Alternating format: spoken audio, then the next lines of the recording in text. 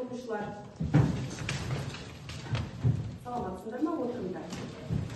Сыныпта түгеліңіз бар? Өте жақсы. Балалар, бүгін бізде алгебра сабағы. Сабағымызды алдымен жақсы көңіл күймен бастайық. Менің көңіл күйім бүгін өте тамаша.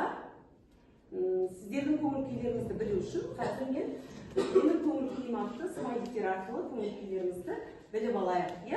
Олай болса, тақтаға біртіндеп келіп көңіл күйлеріңді білдіріңдер. Айселден бастаймыз ба? Кел Айселе.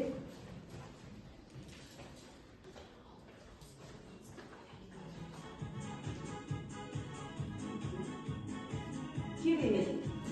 Жарайсың. Аха. Айселдің көңіл күйіндей. Тамаша. Кел. Нұрсезім жылдам.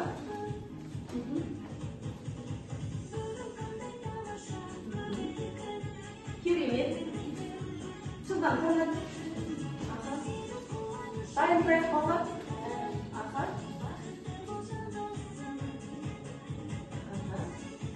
Ғажап. Өте жақсы. Келе ғой, нұртымақ. Келе ғой. Ал жақсы балалар, бүгінгі күндеріңе сәттілік тілейміз. Сабағымыз өте жоғары деңгейде өтуіне тілектеспін.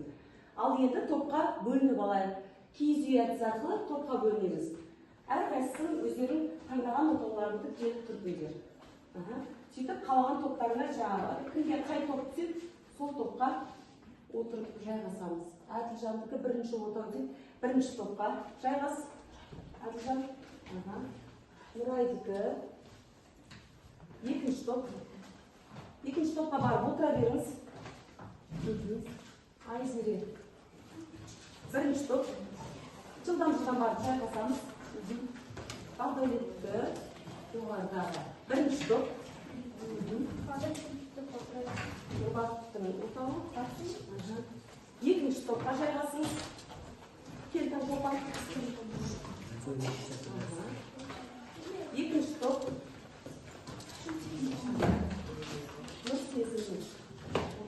Бірінші топқа жайғасыңыз. Балалар, бүгінгі сабақты жеті қазына әдісі арқылы бағалаймыз. Сабақты алдарында бағалау парағы тұр. Бірінші үй тапсырмасы. Үй жұмысына 1 балл, сосын ой қозғауға 1 балл, жеке жұмысқа 1 балл, жұптық жұмысқа 2 баллдан, топтық жұмысқа 2 баллдан, және деңгейлік тапсырмаларға 2 балл, бекітуге 1 балл. Алдарында әрқайсысының өзінің кезеңдері бойынша баллдары тұр. Сөйтіп, бүгінгі сабақта соңына дейін 10 баллға дейінгі балл алуымыз керек. Сол бойынша өздеріңді белгілеп отырыңдар бағалау парағына. Бүгінгі сабағымыздың тақырыбы қысқаша көбейту формулаларының көмегімен өрнектерді түрлендіру.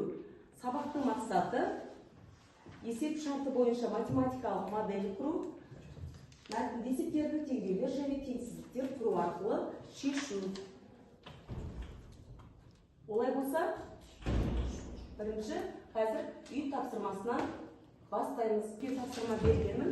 Сол үй тапсырмасын қазір бамбук әдісі арқылы орындаймыз. Екі өрнектің қосындысының квадраты. Дұрыс па? Осындай шықты ма? Таза тапты ал. Неге тең? Дұрыс па? Екі өрнектің қосындысының квадраты, бірінші өрнектің квадраты қосылған екі еселенген бірінші өрнекпен екінші өрнек қосылған екінші өрнектің квадраты. Онда балалар дәрежесі неде сөйтіп жазылып кеткен. Сөйтіп ма? Сол себептен түсінбестік болмасын. Дұрыс, өте жақсы.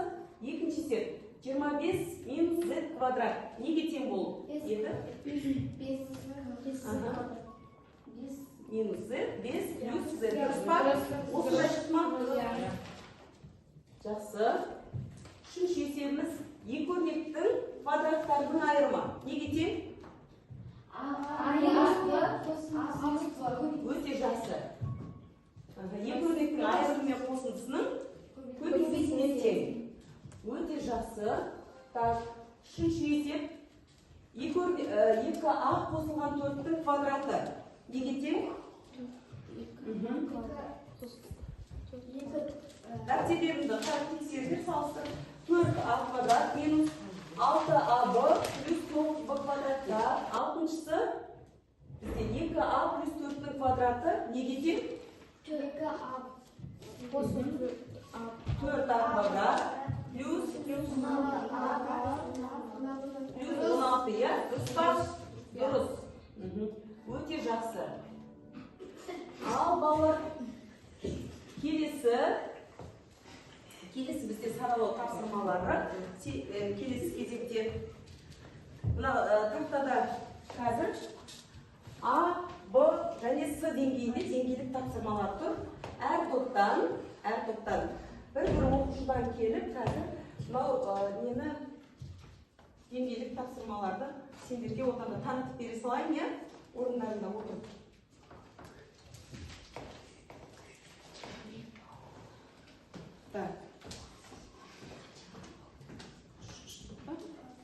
А деңгей, С деңгей және Б деңгей. Сендерге А деңгей, Б деңгей, С деңгей есептер шығарамыз. А деңгей, Б деңгей және С. Ал балалар ойланып болса, А деңгейдің бірінші есебіне кім шығады, кәнекей? Қазылар кел тақтаға, келе ғой.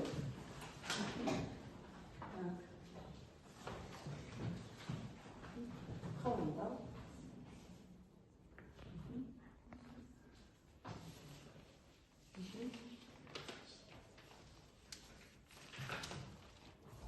Есептің шарты қандай?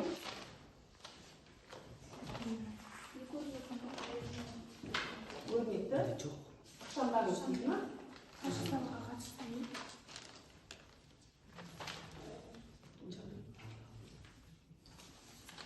Өте жақсы. Отырады. Қысқаша көбейту формуласы арқылы не істеді? Екі өрнектің айырымы квадраттарына салды, отырады. Ал енді келесі Б деңгейінің есебіне кім шығады кән? Келе ғой, Нұрай, тақтаға. Жазып отырмыз ба, балалар?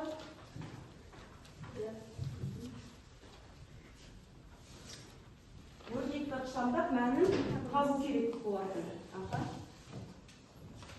Дәптерлерге жазып отырыңдар.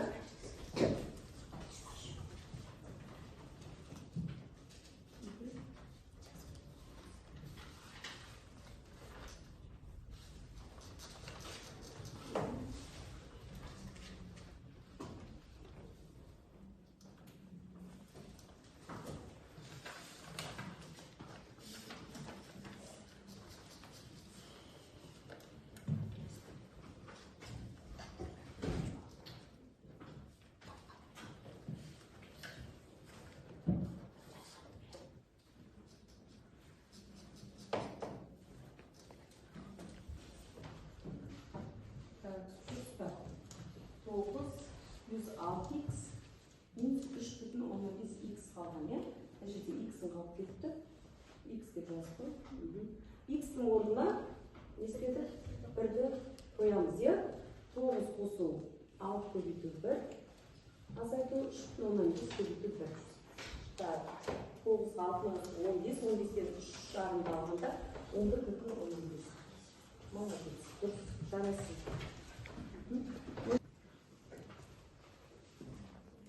Яғни бұл есеп теңсіздік құруға арналған есеп екен. Шаршының қабырғасын 4 сантиметрге арттырды. Пайда болған шаршының ауданы бастапқы шаршының ауданынан 38 сантиметр квадратқа артық болатындай, бастапқы шаршының қабырғасының ұзындығы қанша болуы қажет дейді. Бастапқы шаршының қабырғасын X деп белгілепті. Жақсы. Пайда болған шаршының жаңадан пайда болған шаршының қабырғасы 4 қосу X.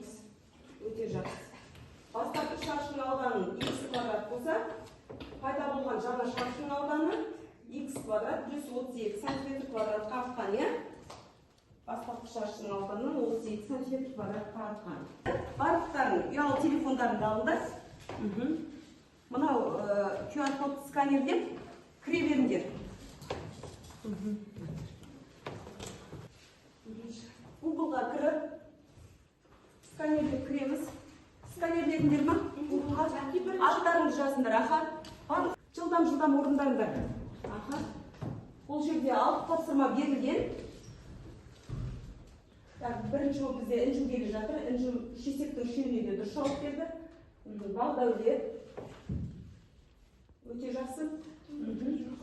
Неге кірмей жатыр?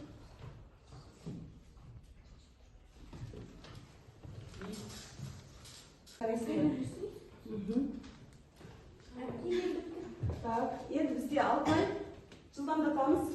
Әсет, Аслай бірай, шесеуі бар екен. Бірінші есепті 100% дұрыс орындапсыңдар. Тамаша. Екінші есепте Әсет қателесіпсің. Үшінші есепте Бағдәулет, Кәусар, Нұрай және Нұрбақ қателесіпсіңдер. Төртінші есепті 83%-ға дұрыс орындадыңдар. Бесінші дұрыс, өте жақсы. Өте жақсы, 100% дұрыс орындадыңдар балалар. Жарайсыңдар. Топтық жұмыс бізде Парсия әдісі арқылы.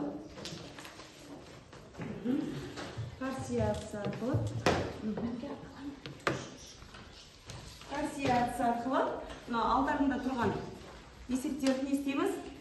Сәйкестендіріп құрастырамыз, иә? Жақында кім? Жақында бер жақа.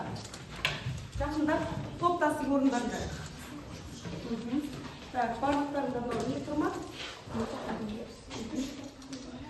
Біреуі алдарында берілгені. Берілгені бар еді ғой.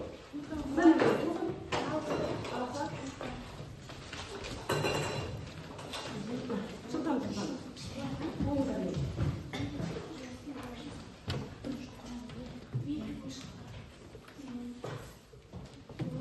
Ай, ана несіне?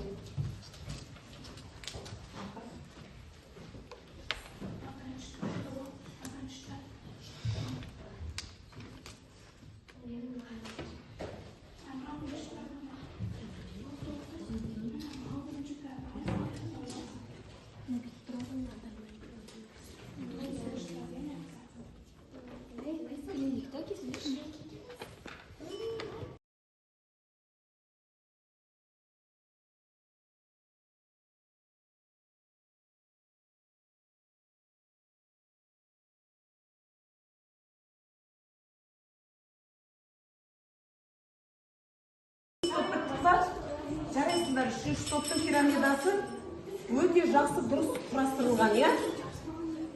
Жарайсыңдар, балалар өте жақсы, тамаша. Ертеңі қатып отырсыңдар. Екінші топ.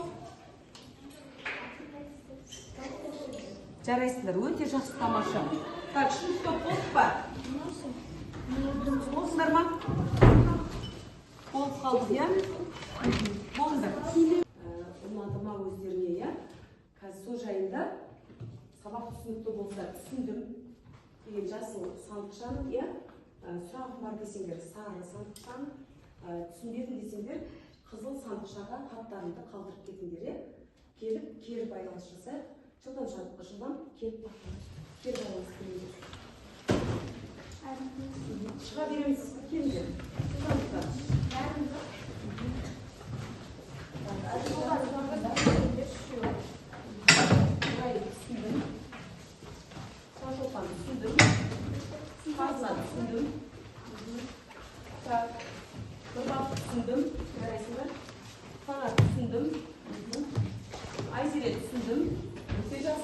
Айзере түсіндім. Кәусар түсіндім. Өте жақсы. Бағдәулет түсіндім. Өте жақсы. Нұрсезім түсіндім. Әсет өте жақсы.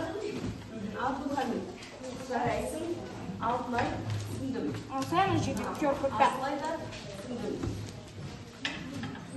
Жарайсыңдар балалар. Олай болса оқулықтағы 23-ке 8-ші есепті үйде орындап келеміз. Жақсы сау болыңдар. Сау болыңдар.